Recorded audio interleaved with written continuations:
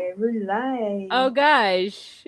Yes. Okay. So this is my first time going live, so I'm like super nervous, right?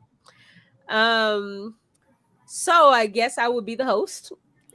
I am the host. I am sitting here with my niece Deja. Say hey, Deja. Hello. And my friend Trina that I met from a while ago. She was the I first person to ever flash me. Okay. Yeah, that happened. Yeah. I will flash tonight. I have no Okay, problem. wait, wait. It's legal. Okay, I will still flash.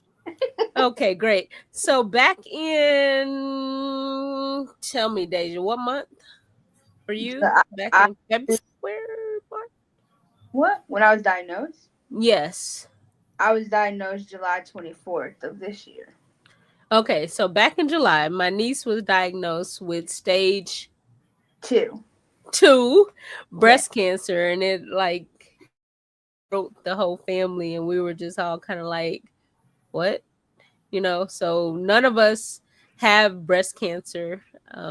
So it's all foreign to us. um my niece is in Georgia, I'm in Kansas, so I just felt, I mean, not helpless, but what do I do? So I mean, as we talk and I listen about her chemotherapy and her things, I wonder what can I do. And one day I was just talking to her and I realized, hey, wait, I do know this one girl from a while ago that flashed me. She did. And I mean, I don't talk to her every day, Trina. I don't talk to her every day, but I am comfortable enough with her to just pick up the phone and say, hey, girl, I need your help. And as soon as I called, she answered. So that was really dope. So we're here today for just answering questions, just questions that didn't know that I needed to answer. And I was hoping that Trina and Deja can make a connection. And it's always cool to have somebody on the other end that can, that kind of knows what you're talking about. Deja will tell me about XYZ and I just listen. I don't know what the heck she's talking about, but I listen. But it would be cool if she can speak that lingo of breast cancer and someone who's been through it can understand exactly what she's saying so she can feel connected on a way that I cannot connect with her. So this is Deja and Trina's first time meeting. So Trina, this is my niece Deja. Deja, this is my friend Trina. I'll be here to facilitate and ask genuine questions. I want anybody who's listening to chime in and ask a question if you have a question or if you can relate. We would love to hear about it. But that is all I got. Yeah, well, I guess I'll just say like I do have breast cancer. I have stage 2, grade A, invasive ductal carcinoma. Um, it was the beginning of July. It was a weekend. Woke up that Saturday, and God told me. I say it's God because that's the only person I can put it on. God said, God, I don't know what came to my mind, but God was like, just feel, just touch somewhere. And I touched over here, and it was a lump. And I was like, I went to my mom. I said, Mom, is this normal? Feel this. I don't want to feel it. I was like, no, feel it right here. Like, you got to press in there. You got to feel it. She was like, yeah, no, it's not normal.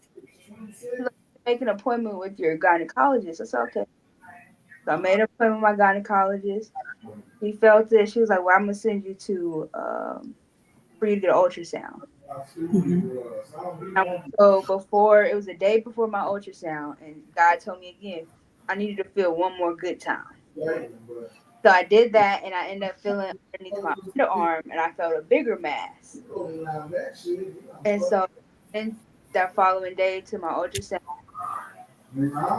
referred me to a general surgeon. The general surgeon said, I don't want to touch it until I know what it is. Mhm. So he had me go to, it's called a pavilion, but it's a radiologist who did an ultrasound, and then they did a biopsy. And then this was the time when the whole internet, like Microsoft got hacked or something like that. And it took longer to get my results. So I'm panicking. I'm sweating because I'm like, how many days is going to take for me to get these results? Mm-hmm. And I finally got it back. And my patient navigator called me. She said, I need you to come in. And my heart sunk because I'm like, it was nothing you would tell me over the phone. It's something you want me to come in here. So I went in that day. She was like, can you come? I said, I can come right now. I'm logging out. I'm coming right now. I said, all right. I go in the office. They're in this room. The radiologist is sitting in front of me. The patient navigator is sitting on my other side. She looks at me. She sighs. She said, well, it is cancer. I said, oh, my heart. And I just started bawling. And I'm like, I don't know. And then I call my mom and I'm like, Mom, like it's cancer. My mom is in shock. She's like, what? And so from that point on, I was originally supposed to go to the City of Hope, which is in Atlanta, which is 2 hours away. They have one of the best, I guess, in Georgia. But for me, the commute with a child would have been a lot. So we end up finding a cancer center that's literally 6 minutes up the road. Who, Dr. Weldon, he's a great doctor. They end up telling me like, the chemo process, what chemo drugs they had me on. I started my first chemo in end of August, beginning of September. I was on what they call the Red Devil because it's bright fruit punch red, and I forgot the other one. I forgot that name of the medication, but I did that for 4 sessions every other week, and then now I'm on Taxol, which I opted in to do the dose dense version. So basically, I get 3 sessions of chemo in one session. Um, my last session is January 6th. I have more to go. Okay. Um, but yeah, that's pretty much. I mean, the first rounds of chemo. The only thing I did not like is the nausea. The nausea, not being able to eat. Everything tastes like metal and pennies. I did not. Yeah. Taxol.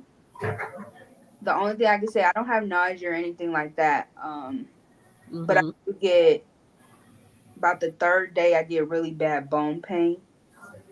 And when I first got on Taxol, it got to a point where I couldn't walk because it hurt too bad. And then now I'm dealing with neuropathy. And so they prescribed me prednisone, methylprednisone. They just prescribed me gabapentin.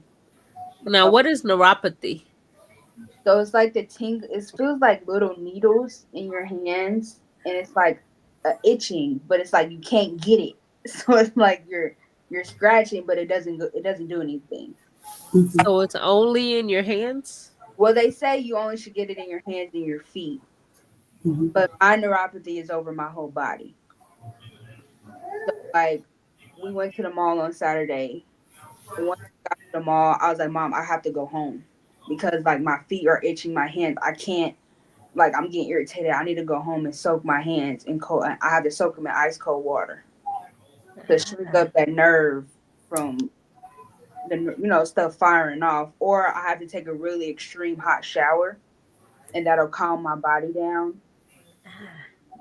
Um, but with the prednisone they did prescribe me, that really helped. I could still feel it, but it was manageable. Um, Mm-hmm. I don't know about the gabapentin because I haven't got that prescription What yet. is that? Oh, you say you don't know. It's So, a Trina, are you familiar with what she's talking about? The neuropathy? I know about neuropathy. It's not something that I've experienced in my journey, but I know people that have, but it wasn't breast cancer related. So, but I just happen to know about it. I've never heard of the itch. I heard of the pain, and it's usually I've heard about it being in their feet versus their hands are all over. So that would irritate me. Oh So, my God. as a segue, can you tell us a little bit about your journey, Trina? Like the Sure. reason why I called you? Yes. Well, first you called me because I flashed you, and I really feel like you should have given a little more intro into that. But Deja, believe it or not, we have I am in remission from the same exact cancer that Hmm. you are. Really? And I Wow. was in the same exact stage that you are. Wow. Really? Yes. So that's why I was asking you about is it estrogen driven and those type Hmm. of things. And I was diagnosed actually on Valentine's Day 2014. So I've been in remission for 10 years, Wow. almost 11. But it's so it's crazy how you can have, like when I was explaining to you last night, where you can have the exact same cancer, but your bodies react differently or whatever the case may be. Um, I actually found mine in the shower, and I felt a lump by my nipple area. And I called a friend that was a nurse practitioner at the time, and I told her about it. She's like, "Oh, it's probably a blocked milk duct. Just take a hot towel and put it on there." Because in my mind, I'm thinking, I'm not thinking breast cancer because I never knew anyone in my family to have breast cancer. And maybe 2 or 3 days later, and I yes, know. I'm so sorry. You threw me off with the blocked milk duct, but that's only if you're nursing, right? No. no, I thought so too, but she had to explain it to me Okay. because, yeah, nursing for me was in 92 and I didn't even do that right. So, Exactly. um, yeah, so this is 24, it was 2014. But after a couple of days, um, just something on my spirit said, go have this checked, because I didn't share it with anyone else. Because again, I wasn't thinking it was cancer. It was just let me go and see. And I made an appointment with my gynecologist, and basically, just like Deja, when it took her less than 5 minutes of me laying down, and I showed her where it was, and everything just started like you put a match on gas. I mean, I had an ultrasound, then I had a mammogram, then I had a different kind of mammogram, and then um, she referred me to a team of doctors that was attached to the hospital that where she worked, and within like less than a week, um, they had me in to let me know that they had tested the lump, and that they did a lumpectomy. Hmm. Um, and unlike your doctor, Deja, my doctor told me over the phone that I had breast cancer. Um, and thankfully, I'm a strong person, and I'm like, okay. So That's it. I had to settle my nerves. Not that I didn't want, or I didn't cry, because if I cry, because I'm kind of like the monarch of our family, the pillar, if I cry, then everyone, I feel like all is gone. Like Right. if Trina cries, then oh my gosh. So the first person I told was a person that I share his last name. And I went out on the deck. I told you I'm just going to be me. I went out on the deck to try to get his attention, because he was in the backyard doing lawn work, and he didn't, he couldn't hear me. And I yelled his name again, still nothing. And because he was on his, I take it back, he was on his phone. but the weed eater or something was going in the background. So he could hear his phone, but not me apparently, or he was ignoring me, whatever the case was. So when I go, hey, I have breast cancer, that's how I told him. And then I went on back inside, and then he comes in and he wants to talk about, oh, I don't want to talk about it. I've already told you there's nothing you can do about it. You know, I have it, and you know, that's all. That's Who it. says that? Me. So literally that's how the conversation went. And I did tell him I will be the one to let others know in my time.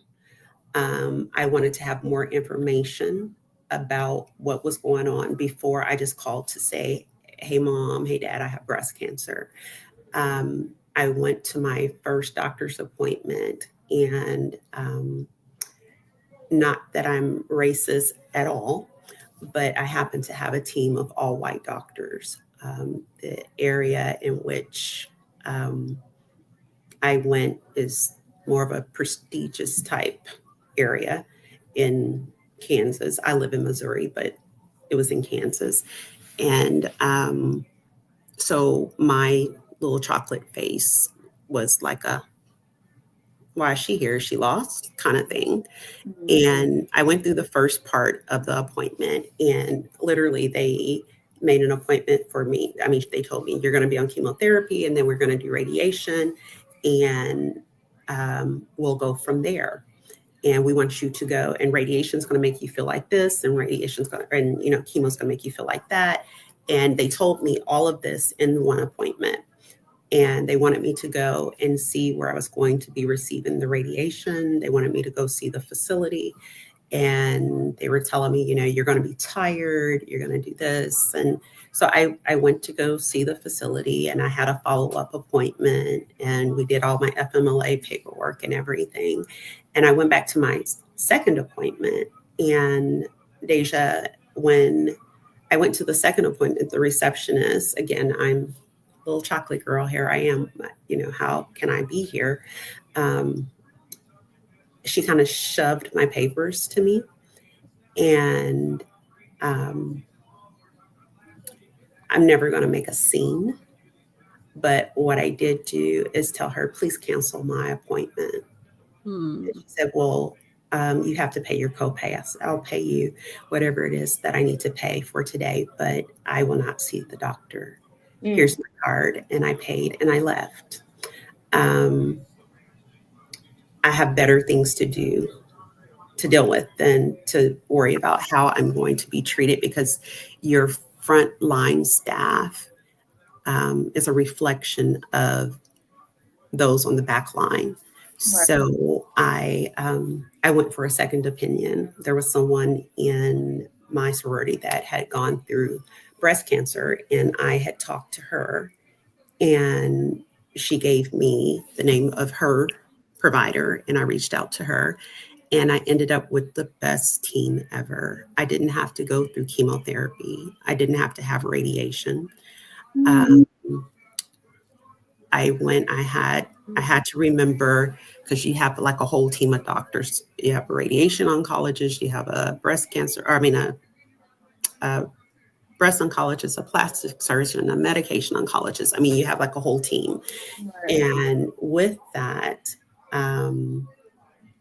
they did their own test. And my breast surgeon called me, and she told me, well, Trina, we did all that we could do in the lumpectomy to where we're not comfortable saying that we got everything. It's at your 3 o'clock area, and your breast is shaped, you know, they use the analogy of a clock to be able to determine on your breast where the cancer is. So it was at my 3 o'clock area in my left breast.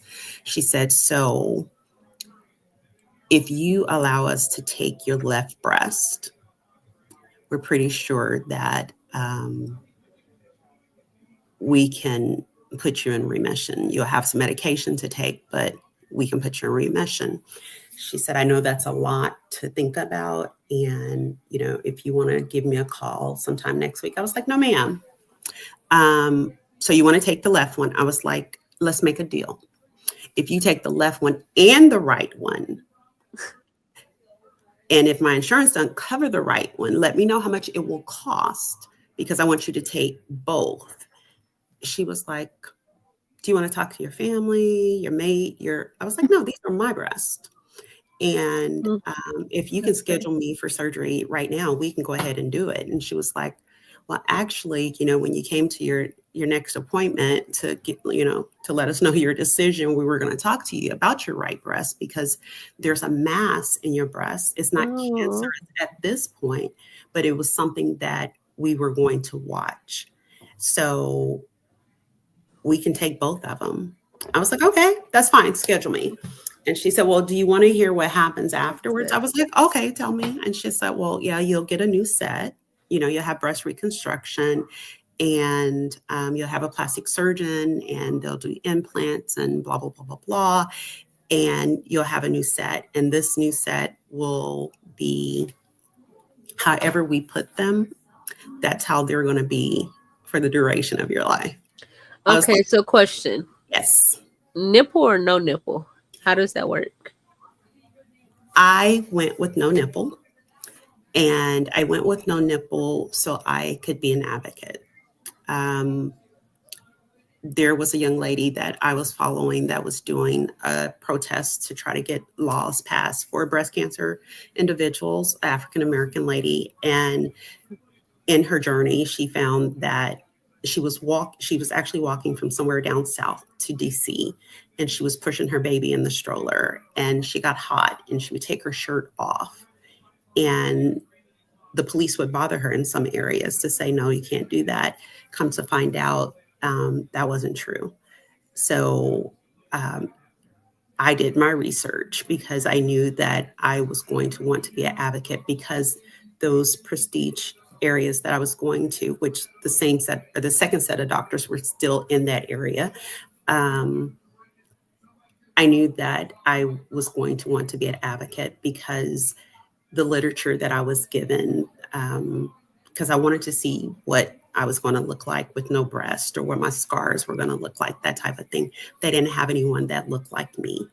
So I started my little photo journey of taking pictures. And I would go on my social media page and I would call them my top shelf. That's what I refer to them to, like alcohol. I call them my top shelf because these babies will never hang, ever. They will always no hang time. So I never have to, I love it. But I would call it my top shelf, and I wouldn't ever have to wear a bra if I didn't choose to. And I opted not to. I haven't worn a bra since May 15th, 2014. So, and they just sit there? Yes. Okay. That's all. So, what I'm going to do, Deja. Wait. Oh, I'm not. Oh. Okay. Okay. So, I'm going to bring this down just a little bit. Okay. So, these are my top shelf. Oh. So, no nipple. And I had my scars went here. I don't know if you can still see them, but the cream that I use, the scar cream that I use, was a prescription scar cream that was given to me, or that was prescribed to me. The plastic surgeon's office had a dermatology part next to it. And they prescribed me some cream from there. And it worked miracles because I was thinking I was going to have an ugly dark scar. So I opted not to have a nipple so I could do what I just did. And because it's not illegal or nudity because there's no nipple. Exactly. So are they hard? Like one, when you touch them, do they feel natural or do they feel like, are they hard? My right one, I had surgery on 11 times, 11, 12, I believe 12 times. I have to look at my notes, but because it was me. Okay. I would not do what the doctor said do because I felt like I knew everything or, you know, I was invincible, but she wasn't playing with me. I wasn't supposed to lift more than 5 pounds. I wasn't to travel during certain periods of getting my implants because they take and they put what they call tissue expanders Yeah. under your Okay. skin. And every week you have to go in for an injection. And the injection just creates it's yes. I love you too. We have a viewer. She wants to know, do you remember the name of the cream? I don't. And I have to get that name for someone else. And um, I will be Okay. mindful to get that information to you. Okay. Appreciate But it. Go ahead. yes, I will get the name for you. Thank you. But when you have your tissue expanders, when you get the injection, it's actually stretching your skin to the size that your breasts will be. So I started out as a D cup. But because I kept doing, you know, Trina, and I'm about to mess up these people's blinds. Hold on one second. Get your life. Get your life. Get it all. Get all of your I'm at life. somebody else's house. I don't want to be messing up their blinds. Okay, Exactly. so with that, the right side, with me having so many surgeries, it caused scar tissue, and the scar tissue makes it hard. She did tell me to, if I would take and massage it, you know, every time I think about it, it would break up the scar tissue. I wasn't worried about it. I started doing it and I was just like, whatever. But my left one, yes. I'm sorry. You're So, fine. what was your original cup before you found out, before you were diagnosed? What was your original rack top shelf? Deja, did you hear me answer it? I Oh, just I'm sorry. when she Okay. interrupted. I was I'll a be D quiet. cup. No, you're fine. Well, you said I was that, but I thought you were stretching to a D cup. I no, heard you say D cup, but I thought you wanted a D cup. no. I was Oh, originally a D cup, and okay. um, because of the surgeries and Okay. Okay. everything that was going on, I was barely going to be.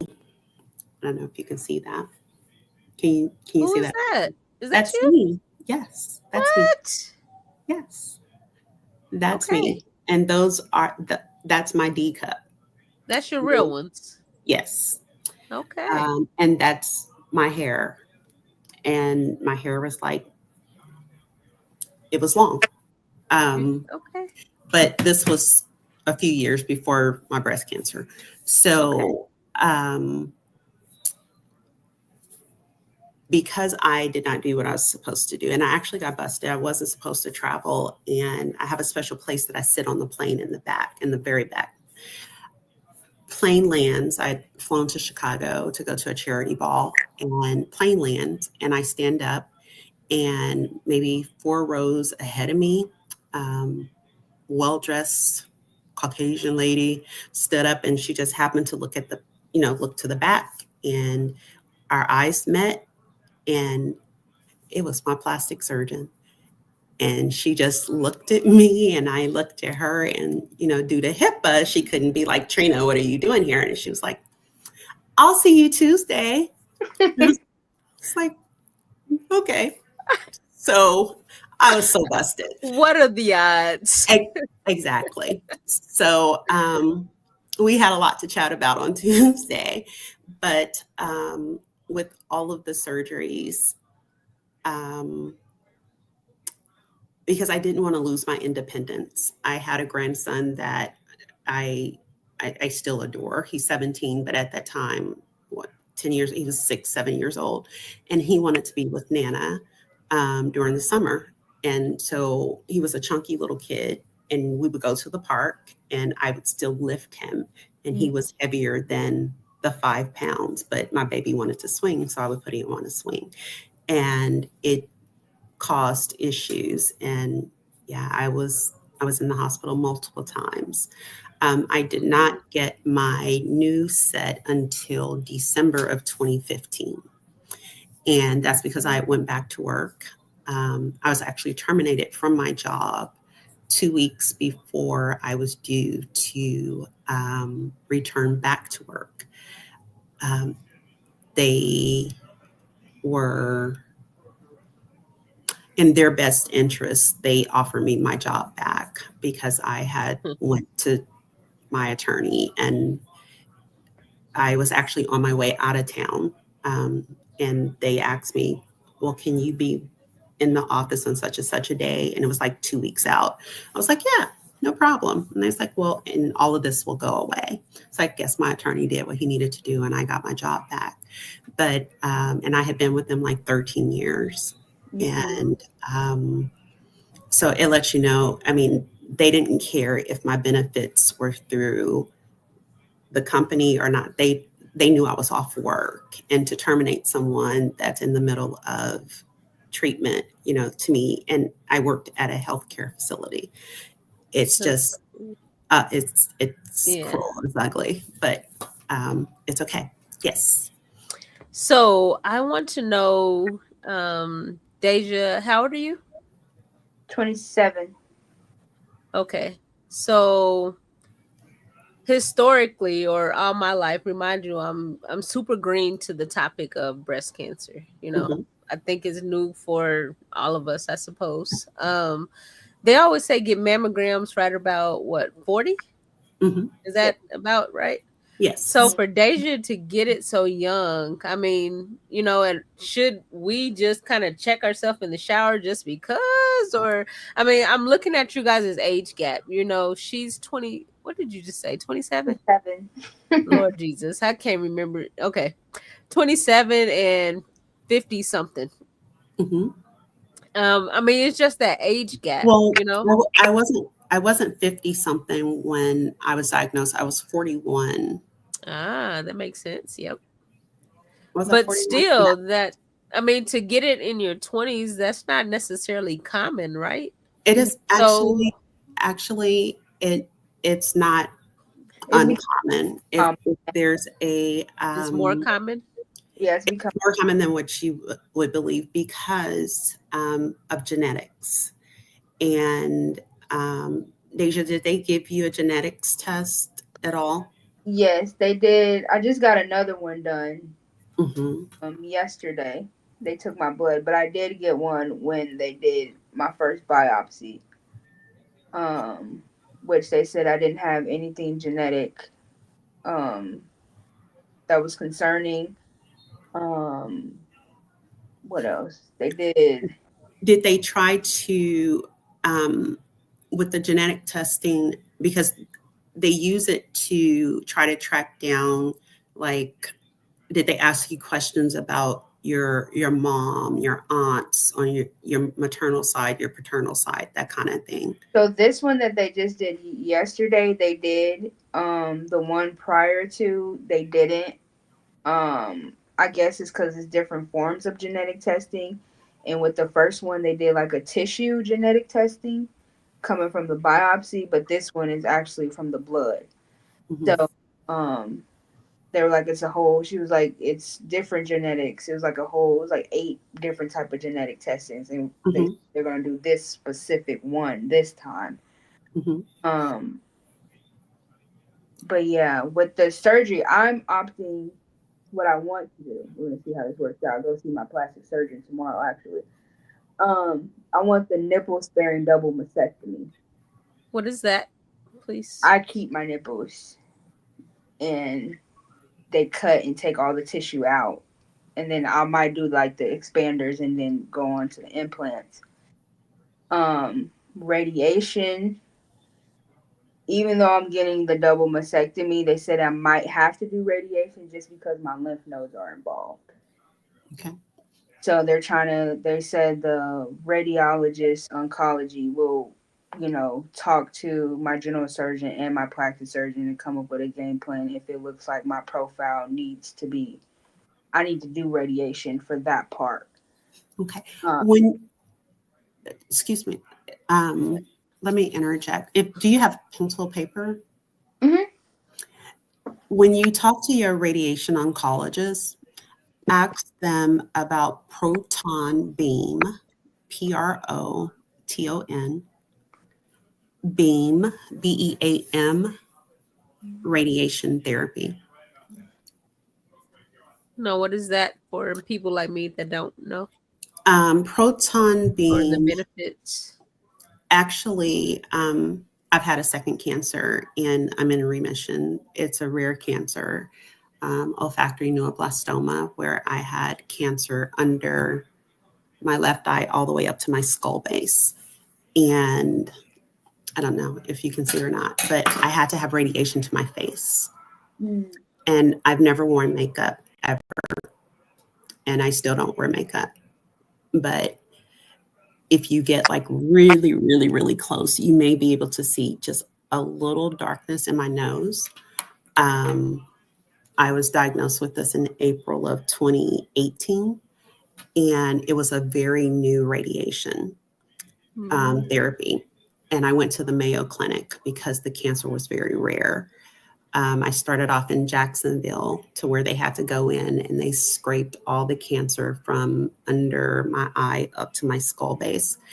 And they were 99.9% sure that they had gotten the cancer, but they were like, we still want to do the radiation. So everyone that I know, or all the pictures that I've seen that where there was someone had radiation, their skin looked like it had burned. Burn. Yeah, So that's what I was expecting. I'm like, okay, my face is going to be burned. So that was one of the main questions that I asked when I went. I had to go from Jacksonville to Rochester, Minnesota. That's where the main campus is for the Mayo Clinic. And in talking to the radiation oncologist, he told me, he said, well, we're going to do a new radiation type for you. We can't tell you what your skin is going to look like because we've never used this type of radiation on someone with your skin color. And, he was very hesitant. He didn't know how to say it. And he was like, you're the first Black patient that we've ever used this therapy on. Mm. And he said, so I can't predict what it's going to look like, but the medication regimen that I'm thinking about for you, it's the best that, we have. And it was just Aquaphor. And that's all I used, in a special kind of soap. But go ahead. I'm sorry. So that proton beam radiation, does insurance always cover every type of radiation? Actually, because it was such a new radiation therapy, my insurance denied it at first. But my radiation oncologist was actually the chair of the radiation department at the Mayo. And I don't know if you're familiar with the Mayo, but the Mayo is deemed the number one hospital in the nation. So for him to be the chair of that department, look at God. Exactly. So with that being said, he was like, don't worry about it. You'll get it. It's going to take us a few days because you have to have a peer-to-peer. Your insurance company has to tell you why it was rejected. And if they can't, if the doctor can't tell them, okay, this is why we're doing it and have a really good reason, then it's denied. But if they can, give them a valid reason, and they did. I was there maybe a week and a half longer than expected, but it was worth it. Okay. And there was because I was going on a trip, and I told them, okay, as long as you're done by this particular day, then I'm I'm good. And it wasn't as evasive as, or invasive, I'm sorry, as regular radiation. Mhm.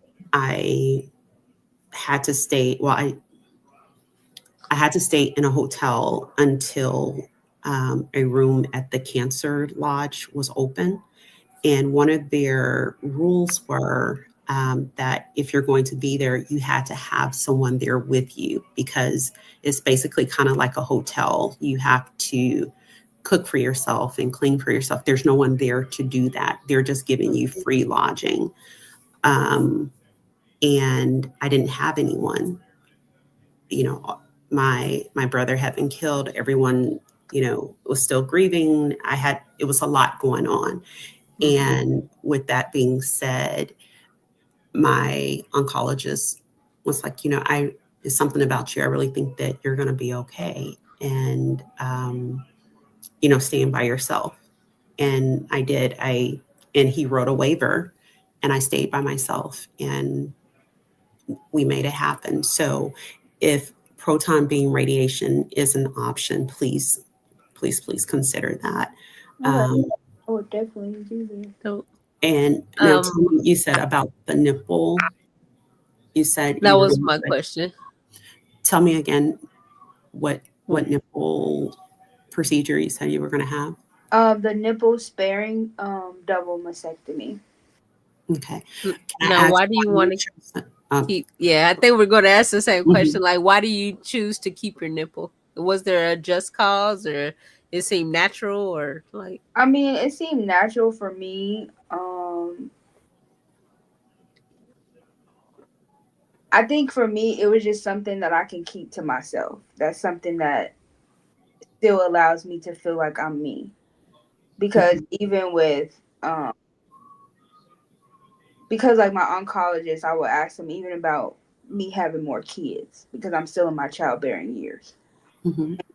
My oncologist told me, and the nurse, and they were like, you sit in this gray area. And I'm like, what is this gray area that we keep talking about? Right. He's like, well, a lot of times with people with breast cancer and stuff like that, a lot of research has been done with the older people that's, in their 40s and above.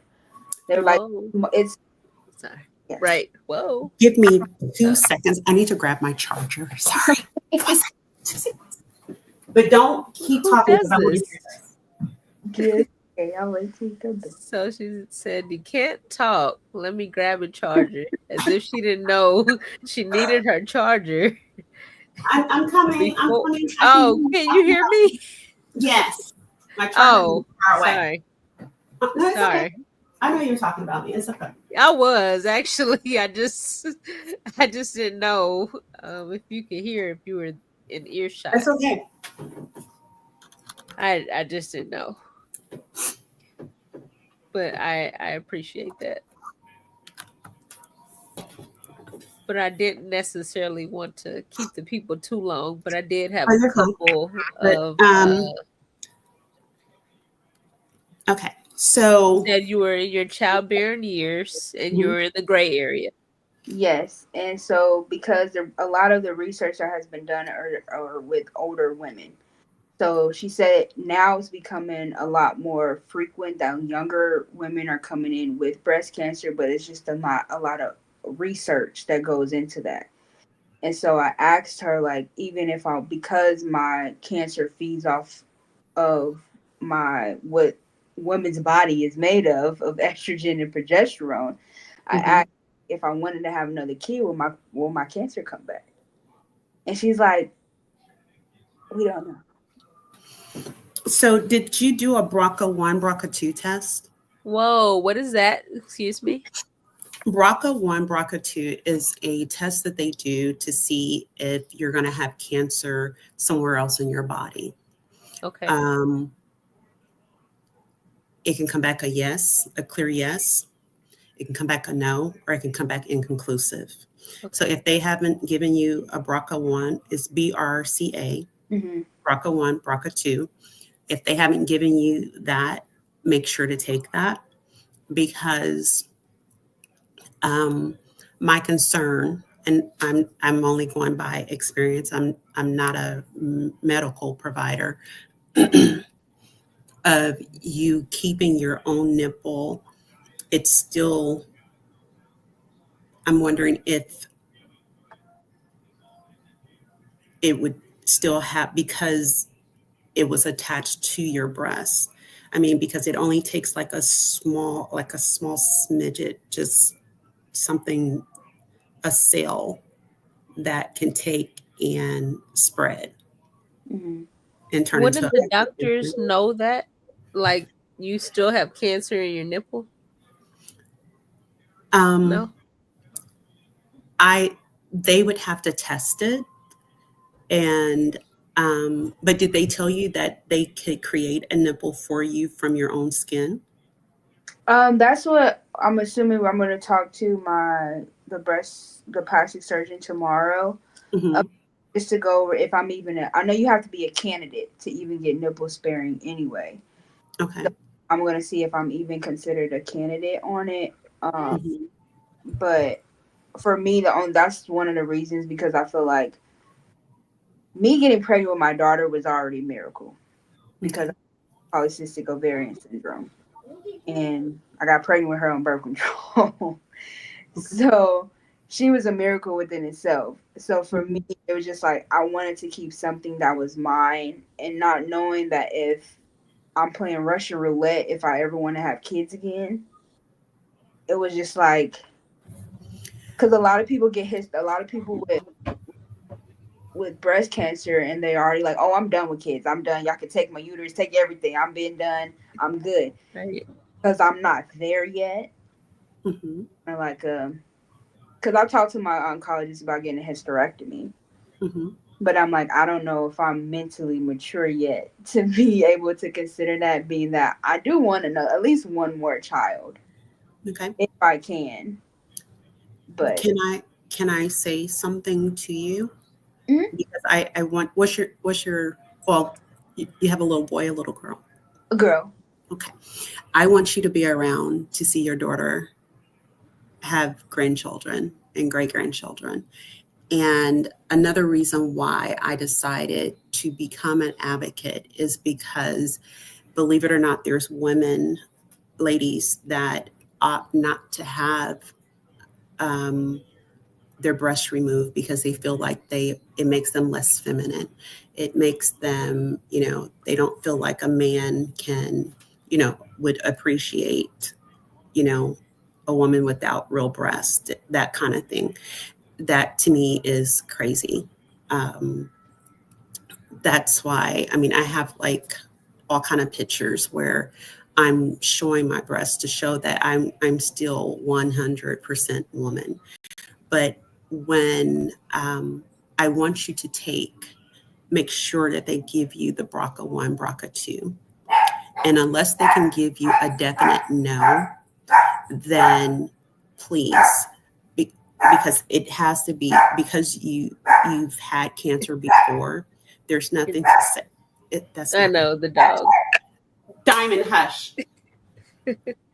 Wait, Because pause right there. But can you get the BRCA 1 and 2 by requesting it? One of the viewers yes, was they asking. they, they should definitely. If cancer runs in your family, or if you've Mhm. had cancer, you should get a BRCA1, BRCA2 test. Um, that will let you know. If they say yes, that's when ladies opt to, okay, you know what, whatever cancer can attach itself to my ovaries, my uterus, my breasts, whatever the case is, then that's what they do. Okay. A couple of my nurses had been told, yeah, because your grandma or your mom or your aunt or whatever, that's what the Yeah. genetic testing and the BRCA told, let them know that, you could have the gene. And to Okay. prevent going through the whole cancer thing, they, they removed, they Mm. had that removed. Um, so I just want you to, I don't mean to scare you at all. No. These are things that um, I try to let people know, especially younger people, because they want to have children. They want to, you know, live a normal life. Cancer changes your norm, and you have to find a new norm. So, um, if they say, yeah, you're a candidate, in the back of your mind, Deja, I want you to keep in mind that it they can't tell you 100% without a shadow of a doubt that your nipples are cancer free. Have you some made, and you can have them made however you want them. If you want them as big as quarters or as small as a mustard seed, they're yours. You can have them made, and no one would even know the difference because it's made out of your own skin. I didn't know So that was possible. yes. Is that part of the whole plastic Mhm. surgery Mhm. process? You Okay. can have nipples made, or you can do like a 3D nipple and still not have to wear a bra. But when someone is looking at you directly, it'll look like your nipples are erect. But if you look from the side, it looks just Always? like a tattoo. Yes. Oh, okay. A couple questions from the viewers. They want to know, Deja,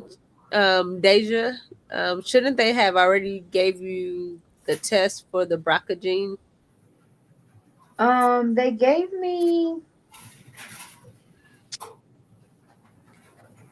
They gave me a test. Now I don't know exactly what it is, but this was I will have to go get it. They gave me a test and it came back negative. Okay. I can't tell you exactly what that test was, but it went through like a whole company and it took like a little bit of time to get back and Mhm. back negative. Um, but I don't know if that was bronchogene or not. I remember them telling me like nothing came up and that was abnormal Mhm. or them to be concerned about, but I also don't know um with this new genetic test that they just gave me yesterday of exactly what all that is going to entail. Okay. Mhm. So And how early can that BRCA test be given or done? In my mind, the way you describe the, am I saying it right? BRCA, I'm sure it's an Mhm. acronym. It's happening. Um, Mhm. in my mind, they would have tested that as soon as you got diagnosed, right?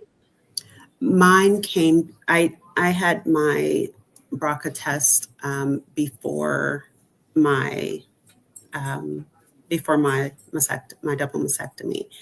Okay. Um, but they did several genetic testing type things to where they gave me something like paperwork to send to my aunts and my mom, and on my paternal side. And my mom didn't have any sisters, so but Okay. they asked me questions about my grandmother and my great grandmother. I mean, they kind of Okay. went down the family tree to try to see where this cancer came from. And that's when I found out that one of my dad's sisters had breast cancer. She didn't share it with everyone, so I wasn't aware.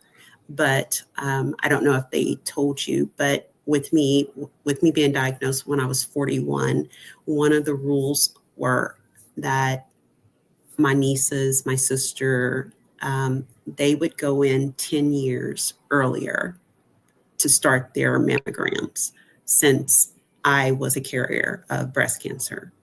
Okay. So they would start at 31 versus 40. But I believe throughout the years, they've kind of tweaked the years that anybody would go in to get mammograms. So I just know that when I was diagnosed, it's 10 years before whatever age um, the mammograms should start. So if it's no longer 40, then whatever the age is, it would be 10 years prior.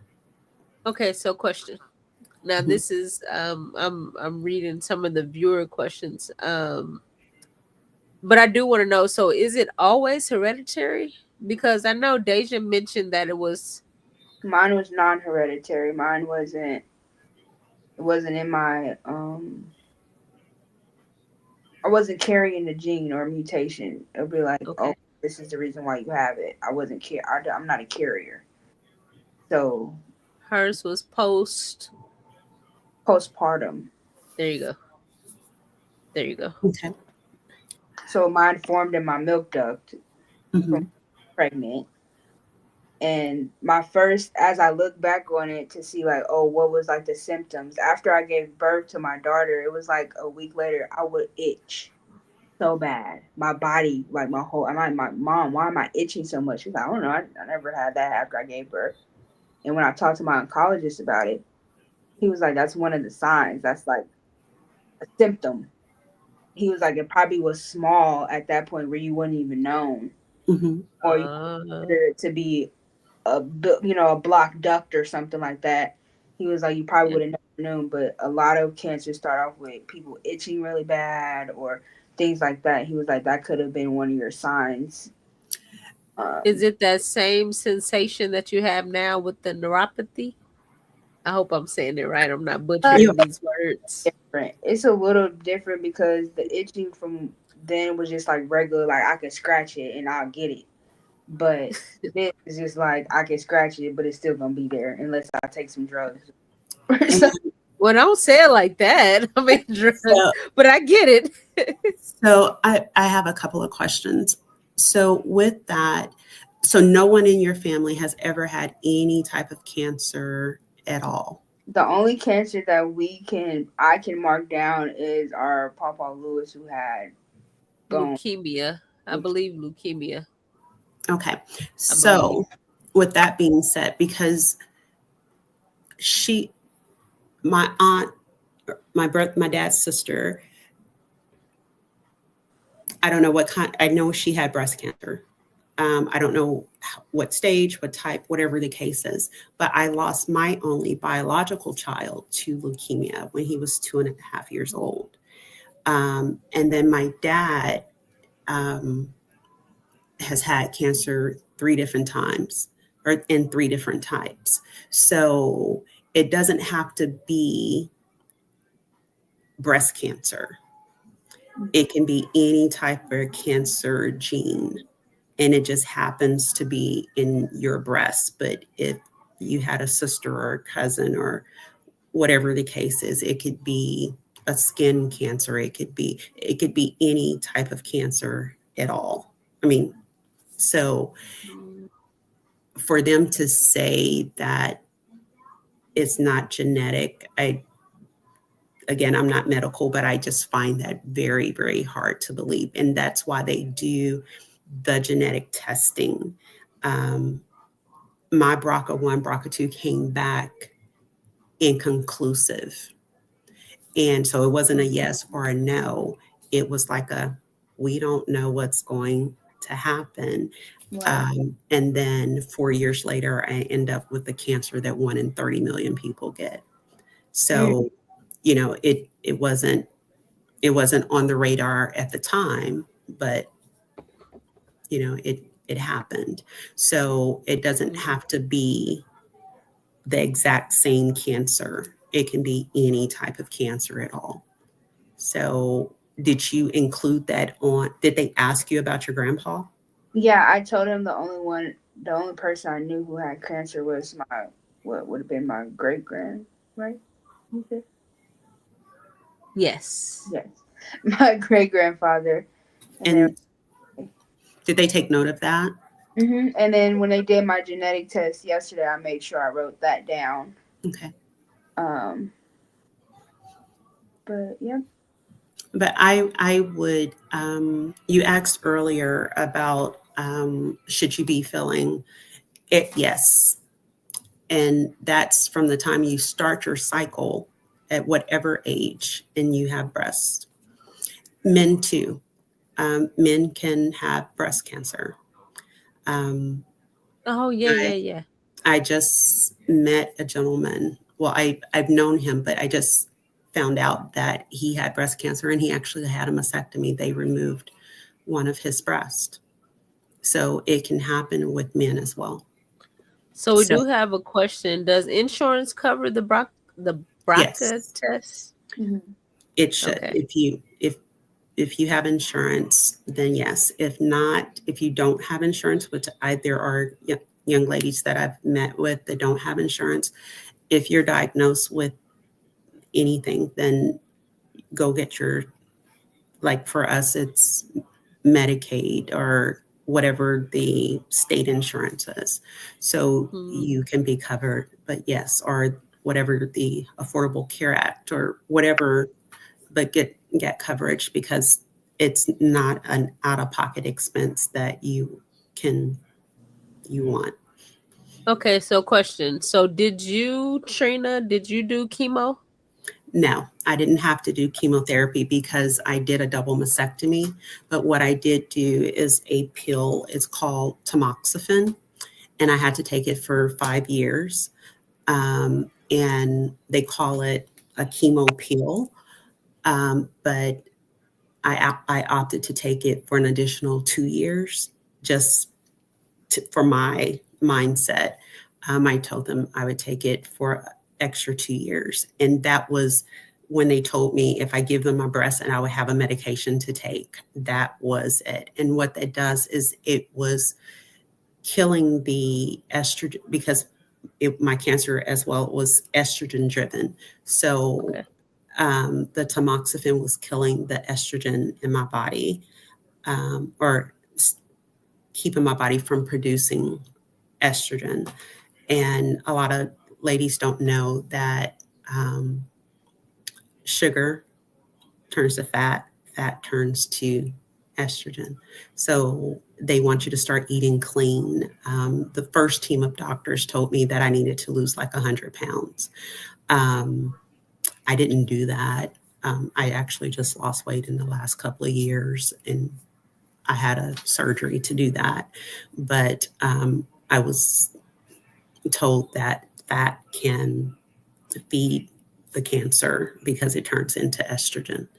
So yes, I did not have chemotherapy as Deja did, but I took what they called the chemo pill. I have Okay, so wait. Okay, go ahead, Deja. But then I I have have a question. tamoxifen. I've heard of that, but I literally just have like the IV version of that, which they call it Taxol. Okay, so that is so how long are they having you take that? They want you to take that and do chemotherapy and radiation? So your tamoxifen, like your pill version, is like the IV version is called Taxol. They're all Mm-hmm.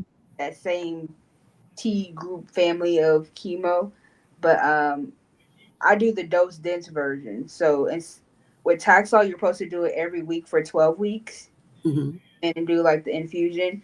But I didn't want to keep taking off of work every week. So I do where I have 3 sessions of chemo in one session. Okay. So I have to And sit there for about 3 hours. how's your body holding up to that? That's Um, a good question. Pretty well. Like I said, it's really my bone pain has gotten better after the first set with Taxol where I couldn't walk, but after that it's pretty manageable. And right now it's literally just dealing with the neuropathy. But And then is the neuropathy a side effect from the Taxol? because it's That's a the good question. toxicity, because it has higher toxicity of me doing the dose dense version, Mm-hmm. it causes it increases your risk of getting neuropathy. Mm-hmm. And with the Toradol, there's a lot of side effects where I would get like really, really bad Charlie horses. I mean, it wouldn't be like a normal, it would be something where I would wake up out of my sleep yelling, and they last a lot longer than what a regular Charlie horse would be. Or I could be sitting and literally watch my toes start to cramp and move Oh, wow. involuntarily. Um, I I was very sensitive to sun. I was very sensitive to the cold. What would be a nice spring day for you would be like a hell to me, or it could be like a frigid igloo.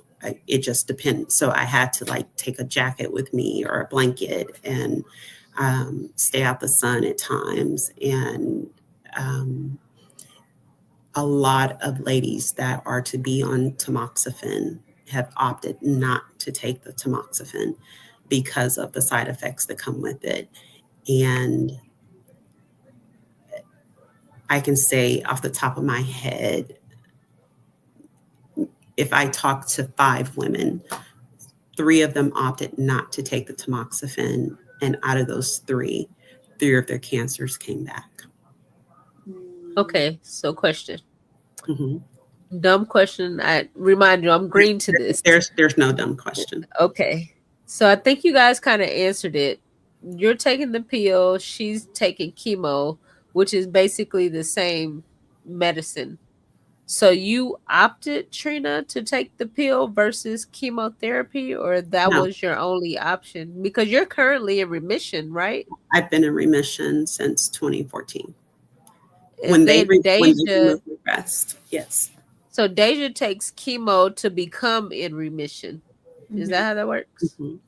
So once I mean, both of them are trying to get to remission, no matter how you get there. Both of them are killing the cancer.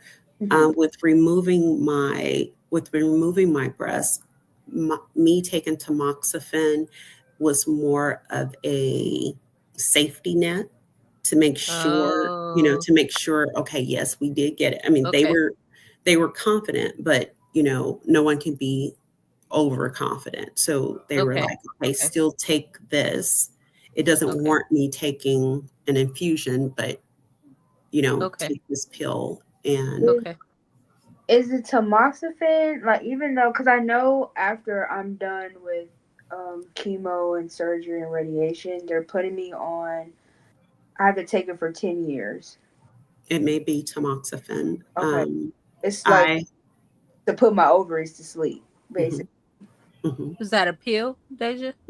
Hmm. Yeah, tamoxifen Oh, is a pill. okay. Mine was it was 20 milligrams, tamoxifen 20 milligrams, and it's just one pill you take a day. Um, and so that's something else that when you think about you may want another child or whatever the case is, that what tamoxifen is going to do to your body.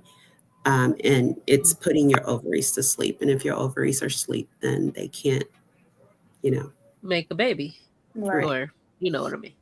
But Work in the process of. Yeah, but gotcha. um, Okay. my lymph nodes were not involved. So that could be another reason why they're giving you such a strong dosage of chemotherapy, because Mm, you can be you were in a stage 2. Stage okay. 4 is stage 4 cancer. Most people know is like, oh my gosh, it's over.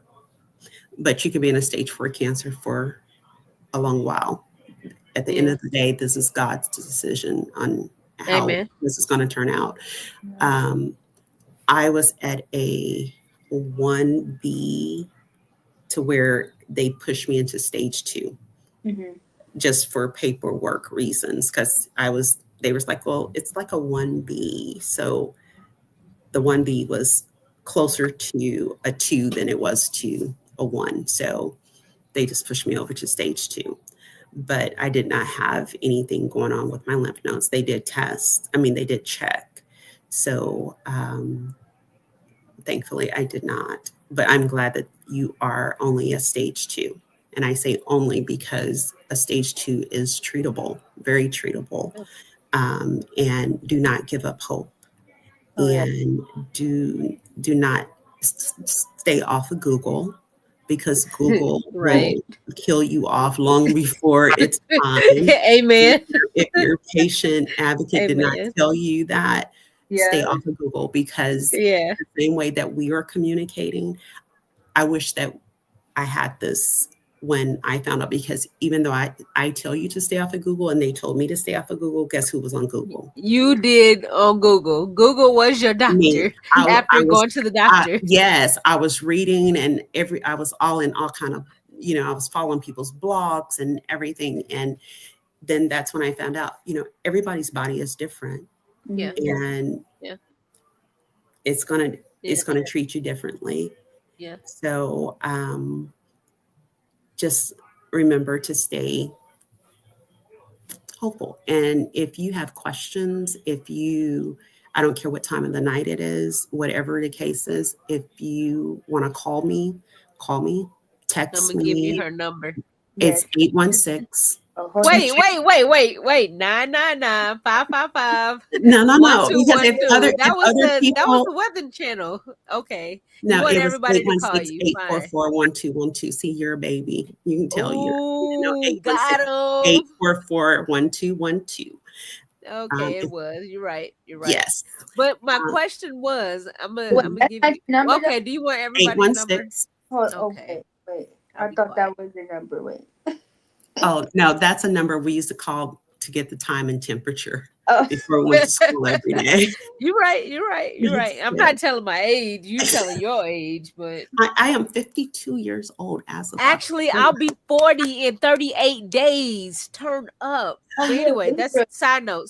Focus. Get the 816 number. And I'll be quiet. 226 9300. She giving you that number that you used to give out at the club. I did not. And That is really my number. okay. That is really my It cell really number. is. It really is. And But I had a question back on track. Mhm. I'm sorry. You were telling her call me any time of the night and I'll whenever answer. call me. And I have friends in that area that have gone through breast cancer. How far are you from Valdosta? Is it Valdosta? Valdosta, that's south for me. So Valdosta is like 2 hours away. Okay, so Macon, how far are you from 30 Macon? minutes. Okay, so I have people in that area that if I call them, if you need something, they're going to drop what they're doing and they're going to come see about Diaja. That's beautiful. Thank you. Her word is bond. I mean, she good for it, I suppose. I promise you, because these young ladies that I'm referring to, they've gone through the breast cancer journey and they found out about me simply by my Facebook post. And I've been there for them, and in return, they've agreed, and they have shown up and showed out if I've called them. And it's not just in Georgia, it's wherever. Okay, 2 questions. Mm-hmm. One from the viewer. With the cancer being in the lymph node, oh wait, that's not a question. It can spread to another part of the body a lot easier. With the lymph node, it's like a highway system for it to move stuff. Sorry, that wasn't a question. That was a comment. Question though. And it's lymph node. You know I'm country. I know, but I wanted you to limp, not limp. Okay, go ahead. Focus. Okay, as the medicine reacts to your hair, I remember Diaja had like this big old fro all of her life. And then you have one side of your hair. I don't know if it's on purpose or who, me? Don't mind me in my vocality. Okay, so you know I mean well. Oh, Diaja Yana, it's time to go. No, because I'm not savvy enough to share this on the screen. That's why I wanted you to take notice of my hair in that one picture. Okay. Did the medicine? This is me still with my natural hair. Okay. The medicine caused my hair to start thinning. Okay. But also alopecia was involved. So between the medication, but this was later on. This was like 2016, 2017. So I was 2-3 years out when it started. Here, yes. So did it take your eyebrows and like nose hair like the way that alopecia does? Did it take your alopecia? Because there's so many different types of alopecia. Like I had tractional alopecia because of the hairstyles that I would wear. That caused my hair to cause me to lose my edges. But my hair did thin quite a bit. With the medicine? With the medicine. but it wasn't where I didn't have any hair. Um, this is this is not the best picture because it's I a can't glare. see it. Can Yeah, it's a glare. Okay, um, I I can see you pulling the hair in front of you. yeah. So But I was still. And one of my things that I did, so when you look at the pictures that I show you, can you you see in that? these pictures, yes. Well, because I was very, it was very important to me that people knew that the journey doesn't have to be dark and ugly. So when I went to the doctor, I would take pictures. And my thing, I don't know, I just made crazy faces. And so Yeah. anybody that took pictures with me that wanted to do selfies, they had to do crazy faces, because it showed that, you know, there's nothing wrong, or there's something wrong, but I believe in You're life, not your hair. and I am exactly, and I'm not my breast. I, I, I mean, I thought that I was going to miss some. I thought that, you know, but no, if giving my breast will allow me to be here for my family, for the life that I wanted, that I dreamed of, then you can have them. And that's exactly what I told them on the call when they thought it was going to take me a couple of weeks to think about it. No, not at all. I I'm don't need good. to talk to anybody about it. These are mine. Good. Yep. And So Deja, about your hair journey. Sorry, not to. no, you're fine. I had long hair. Everyone knows this. My I hair. don't know this. My Everybody doesn't know. I had hair that I had just got down back to my bra strap length because I had postpartum hair loss where my hair was coming out, but it got back, and it was about. They told me, my oncologist told me, he was like, I give it about your second treatment, you might see some hair coming out. So did they not talk to you about a cold cap or? They said even with cold caps, because I'm not gonna lie, I love my oncologist office. They're so sweet. And the thing about cold capping with black people hair, it's hard because our hair is coily. He was like, the only way it would Okay. work is if your hair is straight to get it to the follicles. And What's so a cone? Is it like a? A What? I'm cold, sorry. What is a? a Are you saying cold, CONE? COLD, cold. Oh, okay. Go ahead, Deja. Deja. they didn't offer, they didn't like some, I know some cancer places they have it like the cold capping, or then you can do like for neuropathy they have the booties and the socks to help you, you know, with your vessels and things. But at my facility they didn't have it. And at that point for me, because I've cut off my hair so many times, I was like we just said, I'm not my hair, so hair doesn't really phase me that much. Mm-hmm. Like once I start seeing hair come out, I literally told my mom to call the next door neighbor, and I was like, "Cut it." Well, see, Oh, I jeez. I was very, very hesitant, to, because like how you felt about your nipples, I was like, oh my gosh, I did not lose my hair. So I was still able to keep my style, and I didn't care about my breasts, but my hair was my, you know, my thing. That's what I was known for. So like here, this is, I don't know if you can see this, but Yeah. Mm-hmm. so that's, you know, I was natural, and I would wear flat twists, and I would be in the salon all the time. And for me to, I never went bald on purpose. I just recently went bald, due to me staying awake for 4 days, and I needed my hair shaved, my head shaved. And so I tried to do it myself. And I generally wear my hair like up in a ponytail because it's shaved on both sides.